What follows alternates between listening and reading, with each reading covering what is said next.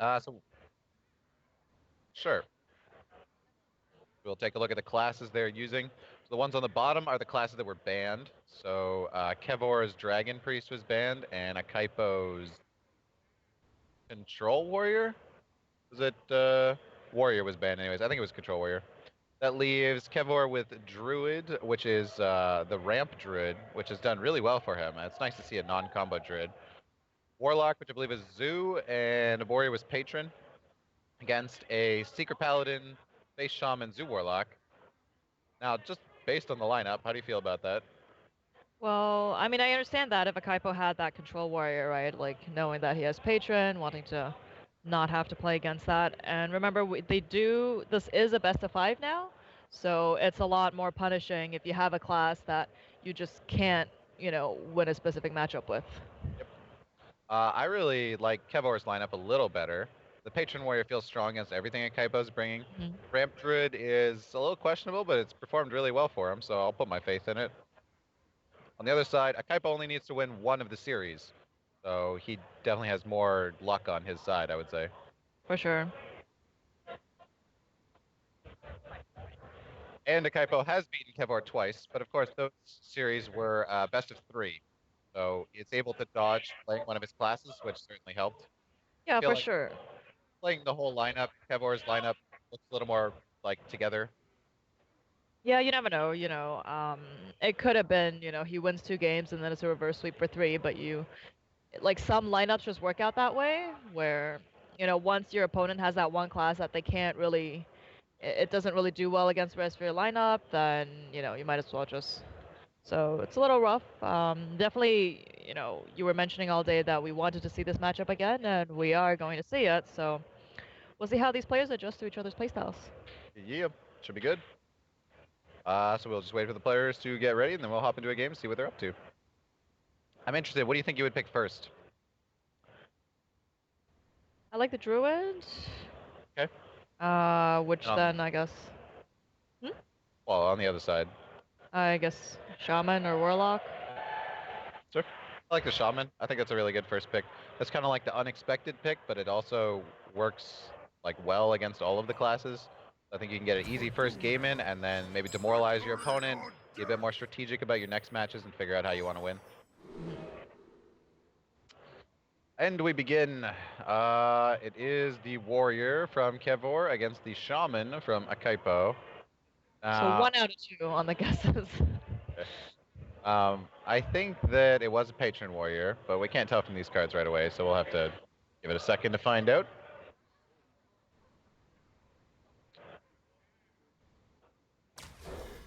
And otherwise, I mean, Patron Warrior is, yep, not the greatest fight against a Shaman. I would say this is one of the better decks for a Kaipo to have picked first. Elemental Destruction is actually going to be really important in this match, where it can kill the You patrons. have patrons, I see. Yes.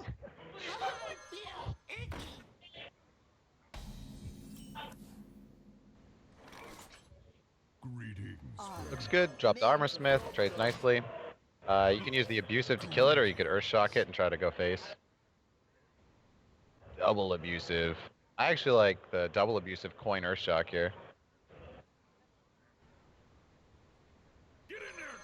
Get one. I'm just gonna kill it. You Given do that, get the 2 back on the board. given that there's a Sludge Belcher in Kevor's hand, saving the Earth Shock's really smart. But often against a Patron Warrior, you don't have much to silence. You could sound like an Acolyte of Pain, which isn't very relevant. Taunt Totem. Oh my god, he got the Taunt Totem.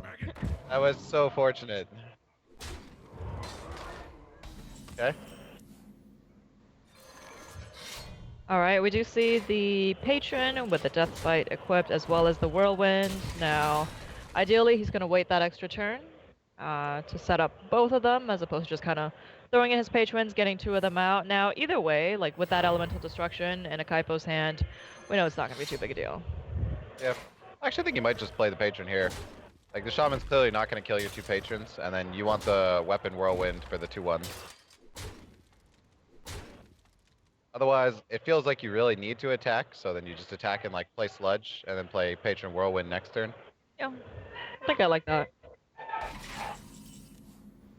On the plus side, if you play Patron here, you actually have a chance that he Earth Shocks a Patron just to like, Hmm. or does some damage to it that makes That's him true. waste it, and then you drop the Sludge later. Yeah.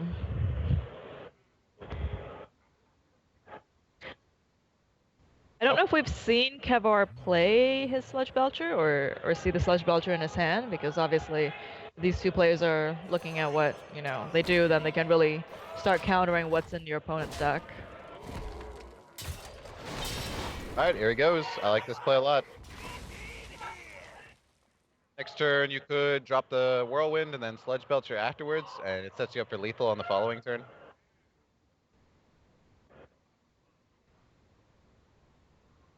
Ooh. Why? You have Elemental Destruction. Oh boy. Oh, that punishment is real for the Sludge Belcher now. Hmm.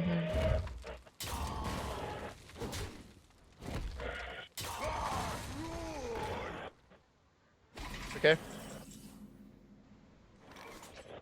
You could also do Acolyte Whirlwind Execute. Isn't so awful.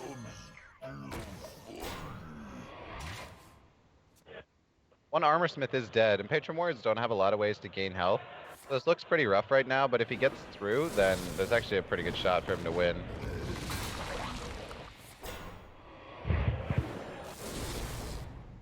That Tunnel Trog, though. Behind the Teutons, and he's got another Feral Spirit in hand. Alright, so you could live with... Revenge. Revenge. That would have been pretty sweet. With the Whirlwind Execute, it's just, yeah, you can actually clear the Honestly, whole board. the thing is, I think he hit him an extra turn there, right? Like, if he had a Revenge or picked up a Revenge, then maybe keeping him at a higher health there. He would have 4, 9, 13. The only thing I would say is I'm sure he studied the deck and knows there's no revenge in it, because they have played before. You don't know though. Like would not necessarily have seen their whole deck, so. I think you'd be pretty sure. This is nice though, he clears the board, and the Shaman actually has no damage. He just has 4 from the weapon. Even a Rock Fighter draw wouldn't win here. Ooh, that could do it though. Yeah, he's overloaded a lot, so he just goes for the clear. I'm not sure. Do you attack that? You give up the ability to draw Rock Fighter, and you do have both Rock Fighters left. This does not set up for lethal for the Warrior. He's still gonna need more stuff. Really good draw. Oh, that was an awesome draw. You could actually clear the Grom if you really wanted to with Elemental Destruction Lava Shock, but I think you just card draw. Rockbiter plus anything? No, Rockbiter on its own is lethal. Rockbiter, yeah, here he has a Lava Shock. Get it? Why Lava Shock Grom? Oh god. That was a really poorly sequenced turn, because I mean, like, in a way, you wanted to see what he drew. See if he got lethal. But now he just overloaded for 5 and he could have removed that. Yeah. He actually can't even play the Doom Hammer anymore next turn. Definitely quite awkward. Kevor is only at 8 health, so. At least he didn't Sir Finley into life tap. I saw that the other game. Oh. Okay, yeah, I don't see how the Warrior really wins here. Grom's already dead, so you have no burst damage.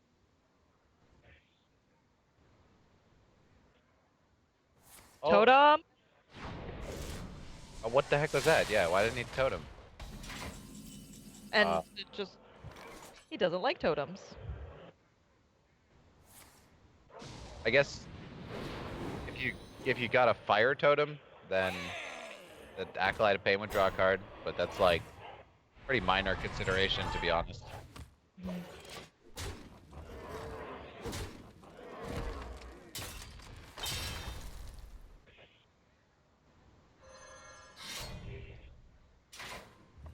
If you got Spell Power Totem, you could one-shot him here with the Crackle rolling the highest damage. The pure Shaman RNG win of Spell Power Totem into highest roll Crackle. Let's do it. Aw. Aww.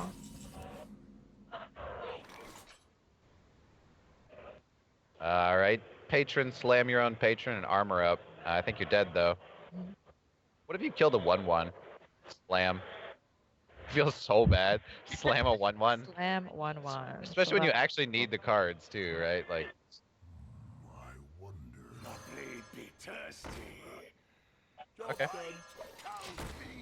He's at 9. Shaman has 5. The Crackle has to roll for 3 and no other damage could be drawn. Shaman wins. With the lightning bolt. Crackle 4. Oh, he got the highest crackle. Not that it really mattered at this point. That would have been really fun if that happened on the previous turn. Yeah. Throwing in a bit of BM, Akaipo trying to tilt his opponent a little bit there, knowing he only needs to win 2 more games to take home a cool $2,000. Yeah, I really like his position here because as, you know, Shaman's sort of the one where you're really looking for the card draw, whereas his other decks is they're a little bit more reliable. It's not so much just, do you get your top deck, right? So now you feel a little more comfortable going in, whereas if you lose your first few games and you end up with just the Shaman, you know, you feel a little unsettled where you're just sitting there, you don't feel like you can do anything, you're just like, okay, I need my top deck, I need my top deck. Definitely. Okay, so I think the Zoo Warlock is probably going to be the hardest to get by the lineup of lineup of Kevor? Yeah, lineup of Kevor. The Zoo Warlock is going to get punished by the Patron Warrior, the Ramp Druid, and then Kevor also has a Warlock, so not really a strong fight there. Yeah, in this type of series, you only have to punish one deck because you have to win with everything, so those types of weaknesses in a lineup can really take you down.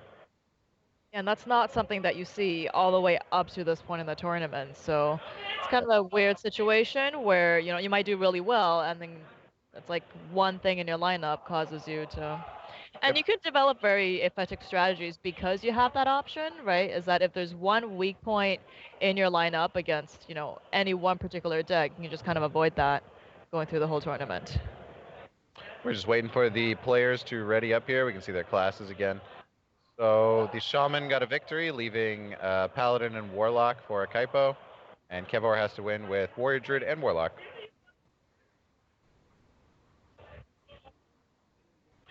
Where are they? We are in Montreal right now, and we are casting at the LAN ETS here in Montreal, and this is the Hearthstone Tournament Grand Finals. Happy to have you joining us. But, I mean, obviously the players got to take a bit of time to make sure they collect their thoughts and don't get tilted, especially after each match. You want to take a little bit to just breathe, step back, think, did I play that well? Could I do something better? What do I want to pick next time? What do you want to pick next time? So mentioning that the Warlock is the harder one to get through, would you save it for last then? Just to, you know, kind of feel safer, or would you try to get it out of the way now? I'm not sure it matters too much for Akaipo. He has Secret Paladin and Warlock, and so he can't really know what Kevor is going to pick. I think Kevor, on the other hand, has a much more important choice. He's got 3 selections, and he needs to pick correctly against one of 2. And that's pretty important to get that one right on this choice here. Because if you don't get this choice right, you're out of luck. You have no more options. You just have to play it to win. Ooh, Sir Finlay. All right, Secret Paladin. That was a very good match for Patron Warrior. I'm glad he picked Patron Warrior again. I think that was a strong choice.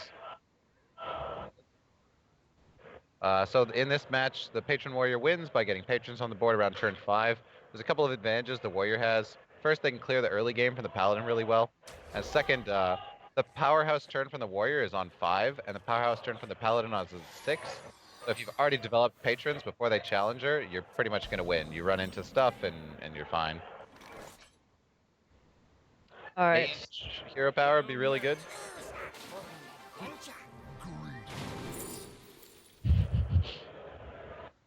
I kind of like Shapeshift here. Definitely not the totem. Or the 1/1s? Yeah. Yes, let's get some totems on the board. A Shapeshift, at least, you know, you can clear the 1/1s. It's sort of a equivalent trade-off with any silver hand recruits that pop up. Yep. Shapeshift also works nicely with weapons, because if you play a weapon, you Shapeshift, you still get the extra damage. Mage hero power is almost always the best, especially in this match, but Mage hero power allows you to hero power your patrons and Yep. your frothings and acolytes and stuff. Oh, shapeshift looks good. Just get a trade.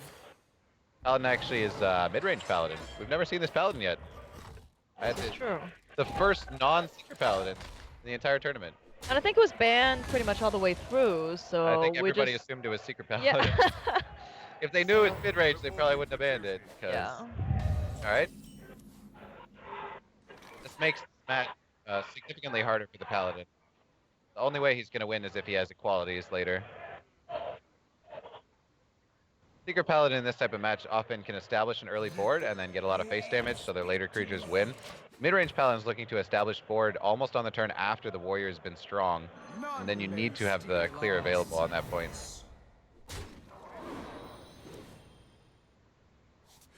Draw.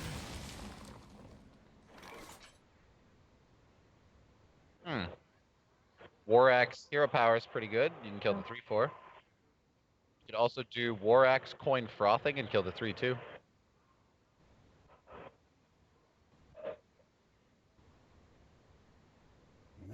Probably just armor up, right? Because like, your opponent can have a true silver, and that's pretty easily dealt with.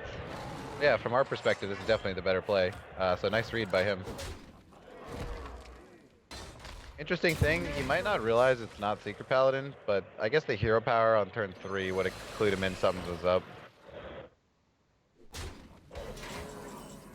Yeah, it's a very slow tempo so far. It's different if a Kaipo started out with, a couple mini bots, knife juggler, muster, that kind of thing, but... Yep. So, I mean, this is the problem when you don't have the creature on the board and you have no patron activator. You're just kind of stuck on this awkward turn that's supposed to be a great turn for you. No Deathbite, no Whirlwinds. He threw away his Whirlwind as well, and his Mulligan.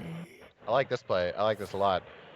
Double Frothing, and then the Shredder will kill one, but the other Frothing guarantees it beats what's coming out of the Shredder. However, the Paladin with a True Silver Champion is going to find an easy pickup there. In fact, if he had hit the Shredder, it would have been significantly better. Would require him to trade both creatures. Clear it.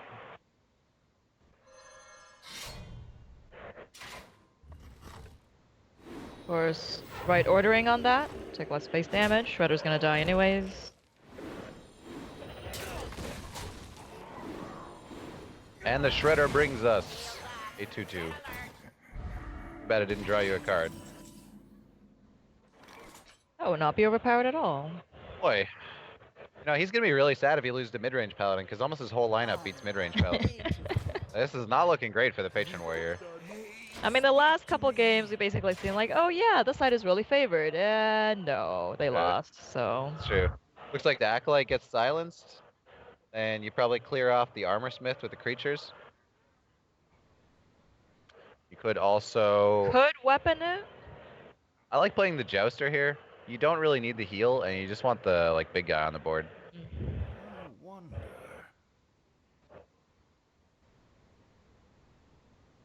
So I would imagine he saves the weapon. It's possible he saves the silence and chooses to attack the Acolyte, though. Huh. What else do you silence in this match, right? Sludge Belcher. He saw the Sludge Belcher last game, so now he knows.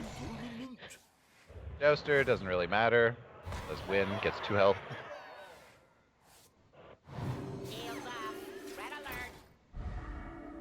But keep in mind, the warrior is a little low, and he's only got 1 Armor Smith left to gain any health. Any damage he takes now is pretty much permanent. Unstable Ghoul, Inner Rage your patron, and hope for the best. Sounds about right. You'd end up with 4 patrons, and you at least remove the Divine Shield and clear the 2/1. Just have the silence from the owl, so... Yes, the silence and the Consecrate means that the Paladin can turn it around pretty well, but as a patron warrior, I'd significantly consider Ghoul, Inner Rage, patron here. Oh yeah, for sure. There's not really anything else you can apply pressure with, so... Yep. Just hope for the best, but as we can see at Kaipo's hands, it's not looking great. I think Sludge Belcher is very tempting, except for the 5/5. If that 5/5 wasn't in play, you'd just sludge in hero power. Yeah.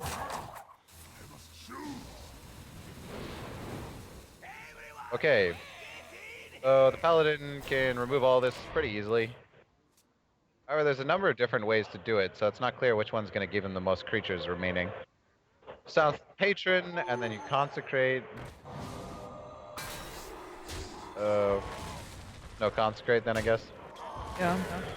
Kind of surprised no consecrate since he has 2 of them, but And you're not really going to use a consecrate for anything else, right? Like if your opponent has 2 or even just 1 3/3 patron that you can't hit with a creature, then your consecrate's going to get really messy. So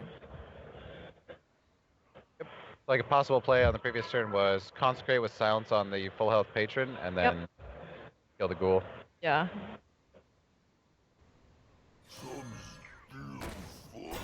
Warrior is having a tough time, but the Paladin's hand is more dead than I imagine he thinks it is. Those consecrates are not doing much. Can get 2 silver hand recruits out. Ooh. That All might be the good. nail in the coffin. That's all good. That's a very hard creature to answer. Would you trade in the owl or the mini bot? Like given that there's whirlwinds and I don't know. Yeah, you might consider trading in the owl there. I think he did that a little hastily, because the whirlwind removes everything, including the shield. This is just a horrible position. Oh god. you can play the Dread Corsair, but Yeah. honestly, Weapon, Dread Corsair, Hero Power Pass, I think. don't really want to face tank that Tyrion. Oh. Then again, if you attack with the weapon, you can at least Grom next turn. It's true. Just the best of a worst situation, really. Yeah. He's like, I don't want to attack Tyrion. Oh god. Stop making me attack Tyrion. That's probably lethal, right? Double Consecrate, then goes to, yep. Nice win. Oh, wow. I mean, a Kaipo just getting the right cards today. He can answer the Patron cleanly. He has the lethal, got the Tyrion off the top. Kevor needs to bring it back 3 games in a row and then win the next series. So I had favored Kevor given the lineup in this match, but the Kaipo made that mid-range Paladin work a lot better than I thought it would. And it's pretty rough to be able to get sort of like a surprise deck all the way to the end. Yeah. And we watched quite a few of his games today, and everyone was just like, let's keep banning Paladin. And Kevor's like, you know what? I'm not going to ban Paladin this time. And I guess that happens. Well, it's funny because he didn't ban Paladin. I think it's actually super smart. Like, mid-range Paladin's a good fight for him. He just didn't happen to win that time. Like, Patron Warrior just dominates mid-range Paladin. It's not even close most of the time. Well, he's got to win 3 in a row. Can he do it? I don't know. He's got to beat Warlock, right? Yes. Yeah. And if you get a good draw as Warlock, like how bad can things really go? So he's got a 3-0 Warlock, and then he gets to start fresh. Yeah. And I think on a fresh start, now he knows his mid-range Paladin, and Patron Warrior probably doesn't lose 2 games in a row again. So I mean, at this point, against the Warlock, what would you play as Kevar? Doesn't matter. No, is the short answer, I guess. This is what we were talking about before, right? If you lose that second game, your option of choice is gone. The only thing you can do now is a moral victory of like try to depress your opponent by BMing them and stuff. And honestly, like Warlock is a pretty straightforward deck. You're not really gonna learn any tech choices that he made, so might as well just go in. You can either decide you want a little more sleep, go with your weakest class first, or feel like you want a little morale boost, or get a little more screen time, and go with what he feels most confident with. I think you probably pick your strongest deck. So, but the thing is, your strongest deck here is Patron Warrior. You just lost twice with it, which, yeah, you probably don't pick that again. You should never pick the same thing 3 times in a row if you lost twice. Just, it does not work. I could probably count on one hand the number of times like a pro has played something 3 times and actually won the 3rd game with it when they had like other choices. So, maybe Druid. The Ramp Druid's beaten Zoo Warlock every time we've seen him play it. Yes, I like the Ramp Druid. I just like watching the Ramp Druid, so Yeah. honestly, it's just like, you know, give us some good games. I agree. The Ramp Druid is a nice change of pace from the normal combo. Ooh. Am your nightmare. Okay. Really? Is that... Didn't he... Like, we've I guess. cast Kevor's games, and we never saw Hand Warlock or mid-range Paladin. Are they allowed to switch? Which We've cast deck Kevor, and we never... class? I don't. Oh, then again, maybe he only played 2 classes, Yeah, right? I don't think That's just really because surprising. it was Shto that was the one that was playing the Golden Warlock. So Okay. we saw a lot of Warlock games, but I don't think it was Kevar So I in guess particular. Kevor had just played Face Shaman and whatever his band class was. Druid, I guess. Yeah. I don't know. That's really surprising to see a Handlock. We haven't seen a Handlock all day. And it's like, this isn't even Reno. This is a just classic Handlock. He's brought this far through the tournament against like a full aggro lineup from most people. Maybe he just never played it. Yeah, I do tend to give the Hand Warlock an advantage in this match. The Molten Giants are very strong. You have the Hellfire, which is great.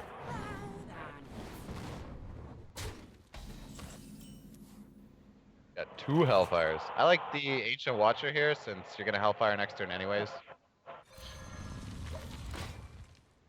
It also threatens a Shadow Flame, so your opponent might actually consider killing it, which would save you 5 health.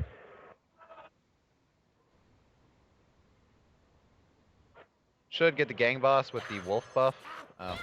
If you put the Gang Boss on the inside of the Void Walker and the Wolf, anytime an Imp The imp, spawns. yeah. Yes. So, little misplacement there, I would say, but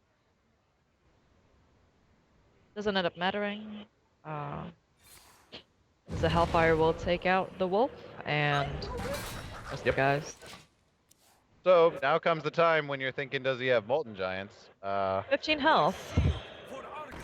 Well, he needs the Moltens and he also needs a taunt, right? Ooh, takes him right down. He's just going for it. Does he need a taunt? You just Hellfire again, right? Play Molten Mortal Coil, clear the whole board, you have 7 health left. Seems good. Does a Kaipo have a Leroy in this one? Yes, yes he will. Oh. So, yeah. He's got to overcome a Molten Giant now with pretty much just an implosion.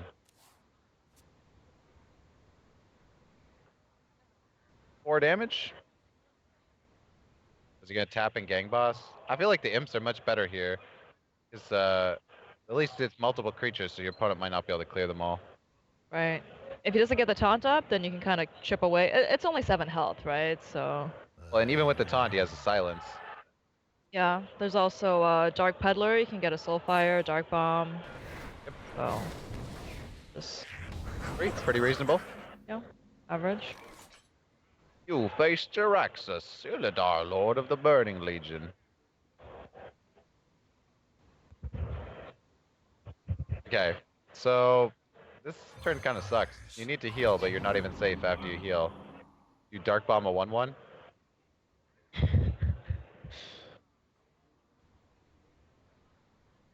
No. Really? Oh god, I'm so scared of dying. He's holding 3 cards. 3, 4, 5, 6, 7, 8. What does that save you from?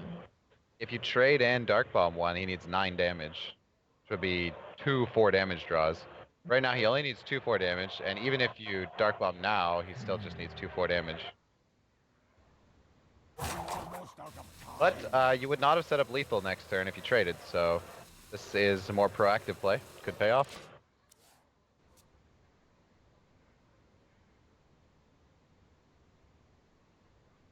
Okay. Use of Sergeant. So you can kill off the giant. True. Yep. Get in there and fight, maggot. And he gets to play his own Sea Giant too. He could even Owl if he wanted. What is he going to owl? Oh, nothing. It's just, that's the mana efficiency. Yeah. Alright. Oh. I mean, that's a good draw, but the Giant's still there. That's true. I did forget about that. I'm like, oh. What is going on? I think they're just doing some cheers. I don't think it's any specific game. Uh, it's the League of Legends one, I think, on the Like stage. it sounded more like a pre-game hype than like something happened in the game. You know, it was kind of like a roaring up and down as opposed to like, oh my god, something happened in the game. He goes for the tap. 8 damage would kill. However, the Zoo Warlock is really low on health, so you are threatening quite a bit of damage. Yeah, he just doesn't even want to tap anymore because he's scared of like a bit of damage coming out. Does he Do put it. down the apple? Do it. Aw, Saves it for the Belcher. that's gonna be probably the game-winning play, actually. Save it for the Belcher, or does he play Lothab? Like, do you? I Okay. guess. You can survive here as Kevor. You have to trade both and Dark Bomb the mountain, the Sea Giant, and then play Sludge, and you do survive. Potentially, the Zoo Warlock only needs 2 damage, but that's the only way to live here. Everything else he dies. He has to kill the. Lothab doesn't. Akaipo has too much mana for Lothab to really do anything. Yep. All right. So This, many I would not possibilities. want to be in Kevor's shoes right now, although to be fair, he has won $1,200. So Yes, what? yes. No, that's not really worst situation. Or the glory that you miss. The money difference isn't actually that big between first and second, but you want the glory of winning. They need 2 damage, and he got exactly 2 damage. Well. Um, Tap, Well tap. played. not proper BM, just mild BM. Fight, maggot. Just hit it for 2. Yeah, there. He didn't even need it. Nicely played by Akaipo. Tap. Take the series. Tap, play a creature, and then oh come on. Nicely Akaipo played. All right. doesn't BM. I don't know. Those guys- Akaipo was through on the winners bracket, so that means he is the victor. He was, it might have been undefeated. He potentially lost Fact. Well, I mean, he's lost a couple of games here and there, but matches-wise. in the Swiss. He didn't lose any matches. So, congratulations to Akaipo for taking first place, $2,000, and netting himself that prize. And congratulations to Kevor for the second place and $1,200, which ain't too shabby. I'm sure he could be happy with that performance as well.